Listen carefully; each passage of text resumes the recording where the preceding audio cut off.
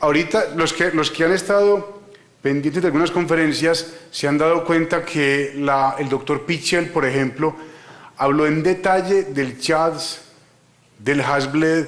Entonces, realmente lo que yo podría aportarle es muy poco y no es repetir por repetir o por reemplazar de forma honrosa al doctor Morillo y honrar a la mesa moderadora. Sin embargo, el enfoque que le di a la conferencia es básicamente definir el gran dilema de si anticoagular o no anticoagular, basados en los riesgos de sangrado o en los riesgos de enfermedad tromboembólica. Para eso uno puede tener la información de primera mano. No sé si ustedes saben quién es esto. Lo que les confirmo es que no hice lo que hizo el doctor Castillo, que es poner en su cuenta de correo una foto con Will Smith en el Museo de Cera. ¿Sí? Esto sí es de verdad y tengo otras fotos en diferentes ángulos. ¿Saben quién es o no? Bueno, les dejo la tarea. Ese soy yo. Y Juan Esteban Gómez. Bueno, la idea es 3 o 4 casos clínicos para que ustedes mentalmente, rápidamente, el doctor Pichel les decía, la calculadora le dice a uno para cómo sacar el CHADS, la calculadora le dice a uno cómo sacar el Hasbled, y es cierto, le dice a uno, 35 años, hombre, deportista, no toma licor, todos decimos lo mismo, así estemos borrachos o como sea. No fuma, no recibe ningún medicamento. Y después de un viernes en la noche que estaba en Granada tomando agüita y perdió el conocimiento, el sábado se levanta con palpitaciones. Llega a urgencias y le encuentran FA paroxística o lo que llaman algunos corazón del día de fiesta. ¿Qué fiesta? Este paciente es claro que el CHADS es ¿cuánto? 0. Díganlo duro porque es que por aquí no se oye mucho. ¿Sí? Mujer de 66 años, hipertensión arterial, clase funcional 1, empresaria, es la que maneja todo en la casa, en el negocio y todo, mientras el marido trabaja. Medicamentos para un control óptimo de la hipertensión y tiene una FA permanente. ¿Cuál es el CHADS de la paciente? ¿Hay que anticoagularla o no? No hay ninguna duda, ¿sí? Sabemos por riesgo de ACV, sabemos por riesgo de anticoagulación que tiene clara indicación. Sí, todos los casos son muy fáciles y todos son muy diáfanos para ver qué vamos a hacer. Igual de esto nos llega cada rato. Sepan que cada vez somos más mayores, cada vez somos más ancianos, cada vez tenemos más enfermedades. 92 años, mujer hipertensa diabética operada hace 20 años o 10, lo que sea, con antecedente de ataque cerebrovascular isquémico en el 2000. Medicamentos para que todas sus enfermedades estén lo mejor controladas. Vive en un hogar geriátrico, algo de hemiplegia. Siempre se define como algo a cuando no puede mover nada del cuerpo. ¿Cuál es el CHADS-VASc de esta paciente? ¿Cuál es el Hasbled de esta paciente? ¿Hay que anticoagularla? No es claro si hay que anticoagularla y aquí es donde uno empieza a evaluar riesgos y beneficios. Y les tengo, yo lo resumí un poquito, pero recién estábamos reorganizando la clínica de anticoagulación, piden interconsultas para pacientes que tenían todo esto. Este es un paciente, y hay varios casos, que de 75 años, un ACV isquémico, tuvieron que llevarlo a cirugía, tuvo desgarro de la vena, de una vena cerebral, tuvo transformación hemorrágica, FA permanente y él venía anticoagulado previamente con warfarina. Venía con un reporte de INRs relativamente estables entre 1 y 7 y tiene además hipertensión arterial y enfermedad renal crónica, que para el paciente es una depuración de 45. Este paciente se anticoagula. ¿Cuál es el Hasbled? ¿Cuál es el CHADS? ¿Qué pasó con la calculadora? ¿La están usando? Entonces, aún con escalas de riesgo, el Hasbled me habla de sangrados recientes. El Hasbled me habla de INR variable. El Hasbled me habla de cómo está la presión arterial. El Hasbled me habla de enfermedad renal crónica. Y una cosa muy importante que hay que saber con el paciente, con la familia y con los colegas es la fecha del sangrado. ¿Al cuánto tiempo después de una ACV se puede anticoagular un paciente? No vamos a inventar, ¿sí? Porque es que ya dicen, a los de arriba dicen que 1 mes, los de allá que 3 meses. ¿Al cuánto tiempo?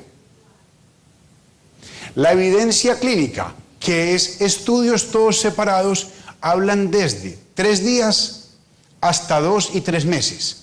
¿Dependiendo de qué? De la institución, del sangrado, del cuidado que tengan. Entonces todo es muy variable.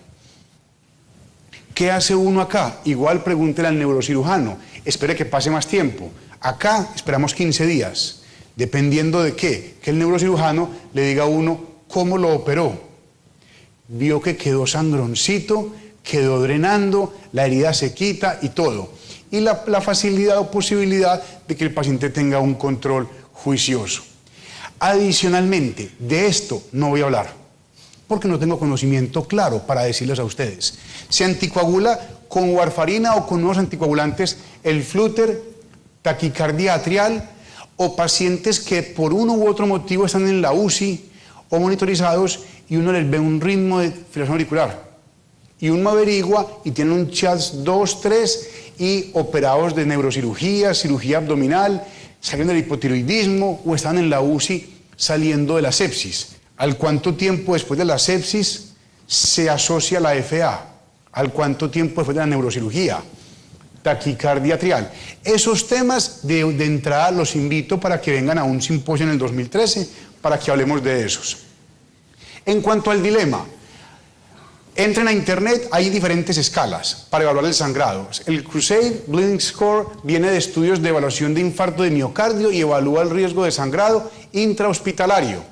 Es una escala que me evalúa, variables, características basales del paciente, mujer, diabética, enfermedad vascular periférica, características clínicas y paraclínicas al ingreso. Ustedes lo ingresan y les da un riesgo de sangrado.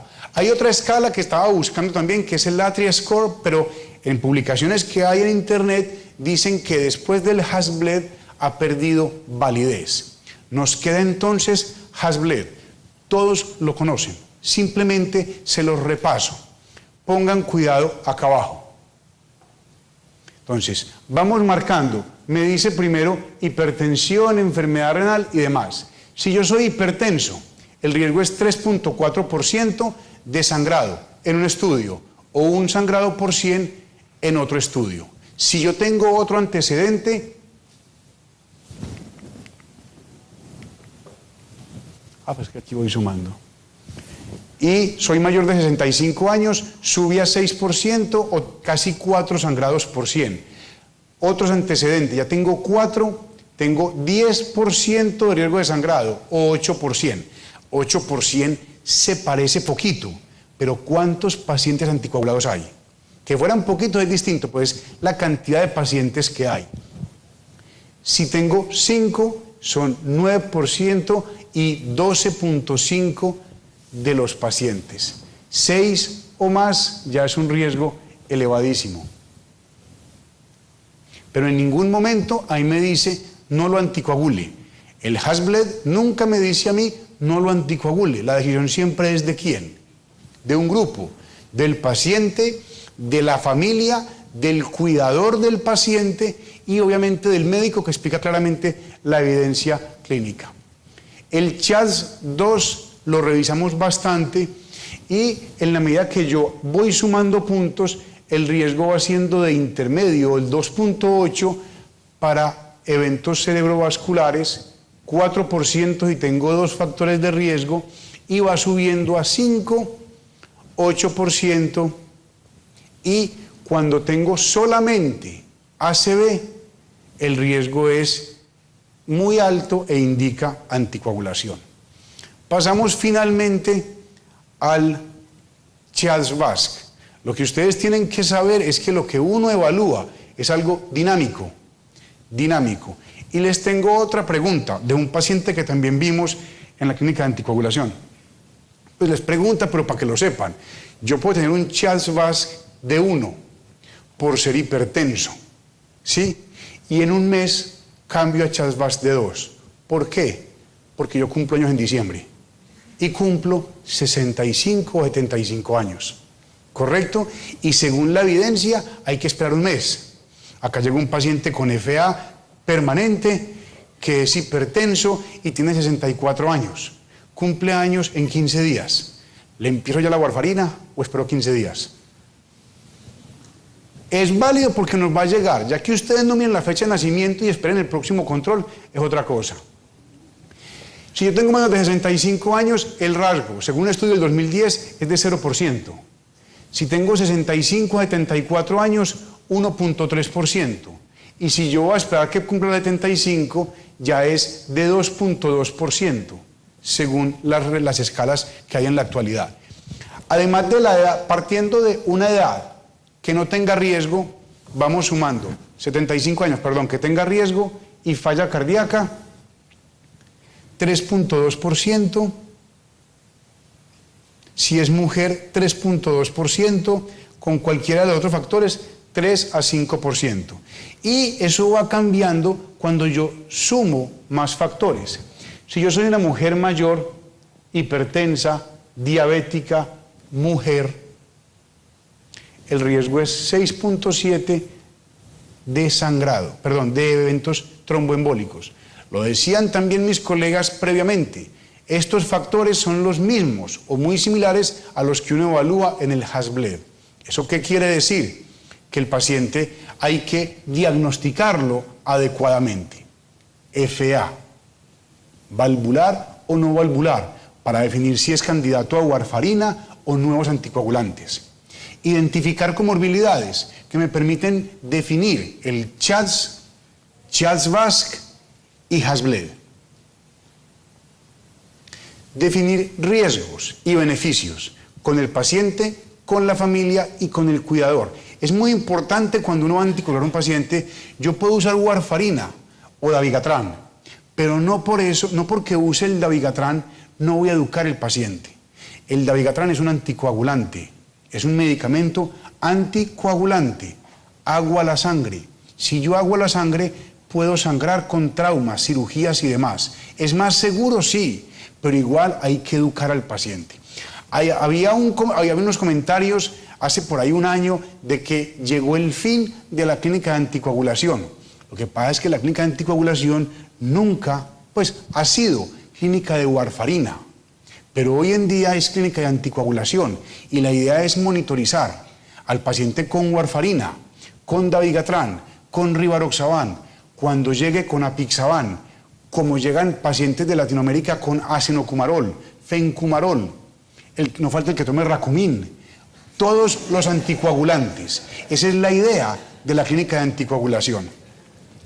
Y otra cosa muy importante, de mi propia experiencia, es como un consejo, si alguien pueda, si me permiten, siempre, ¿puedo, doctor?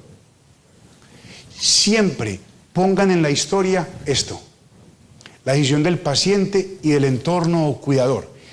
El caso mío, llegó un paciente, tenía un CHADS creo que por ahí de 25, y lo que hice es, yo sé que la consulta no alcanza, no queda tiempo y todo, me tomé un tiempito de como sea, no es que no sea ni el mártir ni nada de eso, y le expliqué al paciente, le expliqué a la hija, que le explicaran en el ancianato si se podía o no, y la familia me dijo, no queremos solamente aspirina interdiaria. Así lo pusimos y al mes, 2 meses, 3 meses, llegó el paciente a cuidado intensivo, me mandó a llamar la jefe, me iba a regañar, ¿cómo es posible que el paciente no estuviera anticoagulado? Y dije, terrible, se me olvidó, no sé qué pasó. Cuando busqué las notas, ahí decía, el paciente y la familia no desean anticoagulación, entienden los riesgos y beneficios de esto, se continúa la aspirina. Y reforzar esto cada día que el paciente viene a consulta. Es como cuando uno fuma, a uno cada día le dicen, deje de fumar, o cuando la mamá le dice a uno sabiamente, no haga esto, después uno puede decir, se lo dije. ¿Sí? Como lo dice un gran pensador, el que escribió La pelota de letras, ¿cómo se llama? ¿Andrés qué? Exacto, se lo dije. Y después de evaluar estos riesgos de ACV, y de sangrado, lo más importante, el paciente decide anticoagularse, la familia decide cuidar al paciente anticoagulado, si es con warfarina los controles, si es con medicamentos nuevos, el seguimiento de función hepática, función renal y demás. Educación al paciente. ¿Cuándo acaba la educación? Les dije, ¿cuándo acaba la mamá de echar cantaleta? La educación en los pacientes, me lo decía el doctor Juan Diego Vélez en infectología. El paciente viene, por ejemplo, lo vio un colega y llega acá, doctor, a mí nunca me dijeron eso. Uno lo repite y va donde otro, a mí nunca me dijeron eso. Por eso tuve que ponerlo esto en la historia. Se le explica al paciente. A mí no me dieron la orden, no me explicaron nada. Educar, educar y educar. Dar material educativo al paciente. A uno en la consulta, uno está asustado, no alcanzó para pagar la consulta, me pidieron copago, algo se le olvida.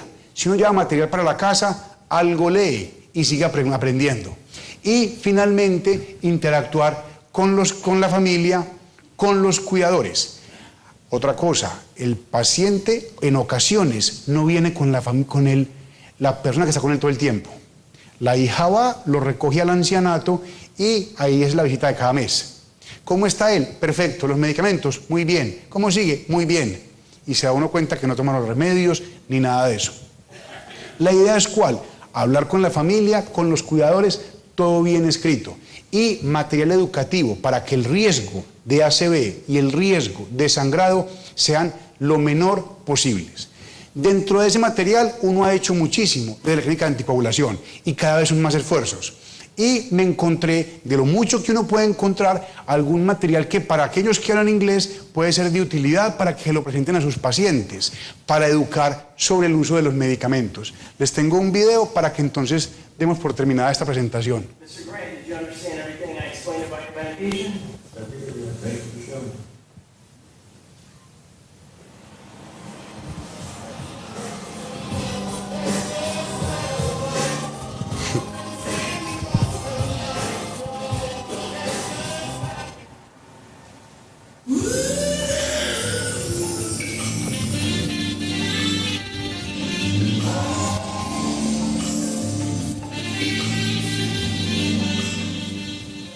Hey, Dr. Bell. Hey, picking up from Mrs. Simonis? You know you can call me Sue.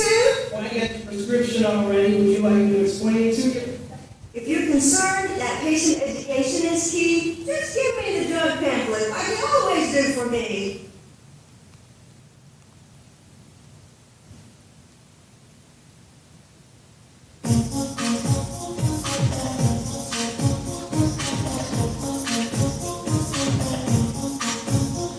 Yo, dog, you better pay attention for sure, because there's a lot of stuff about this drug you need to procure. Its name is Coumadin, it has many indications. Use paramount in anticoagulation. Coumadin, rock to the beat. By the end of this jam, your knowledge will be complete. Okay.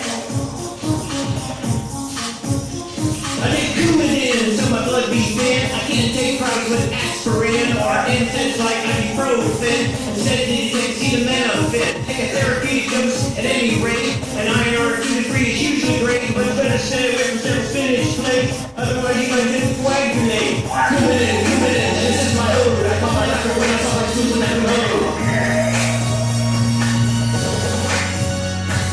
Coumadin, protect against the clot. Cut it like an apple on my blood, it's like snot. Time is 1 milligram, 2.5 units more. Lots of combinations with an individually scored. 5, 6, 7.5 minutes. Slightly higher is the double super low and 4 TBT can be really fine. But remember, it's the tablet of zip 2C9. That will affect drugs and is only macrolide. It doesn't know that you might take a cotton chloride. Coumadin, your honey broken down. 2x3, 2x5, the cookie aren't moving around. Coumadin, give me fucking shake. And I have my take back to make sure they don't get me.